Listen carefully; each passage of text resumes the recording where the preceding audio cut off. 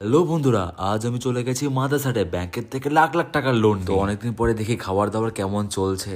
আর ধীরে ধীরে বাঙালিরা যত বাড়ছে, মাছদের মধ্যে একটা ভয়ের মাহল তৈরি হয়ে গেছে, মাছগুলো কমে যাচ্ছে আস্তে আস্তে। যাই হোক, অনেকদিন পরে আজকে একটা ফুড ব্লগ বানাচ্ছি। এই ভিডিওটা 3-4 মাস আগের, কিন্তু ছাড়লাম আজকে। আমার মতো রাক্ষসকে দেখে মানুষেরা ভয়ে পালিয়ে যাচ্ছিল, তার জন্য রোবটগুলোকে পাঠিয়ে দিয়েছিল অর্ডার নিয়ে নিতে। আমি কলিযুগে খাবার অর্ডার দিয়েছিলাম, এখন সত্য যুগ হয়ে গেছে। আর এই কলিযুগের রাক্ষসকে দেখে রোবটটা আমার কাছে আসতে পারছিল না।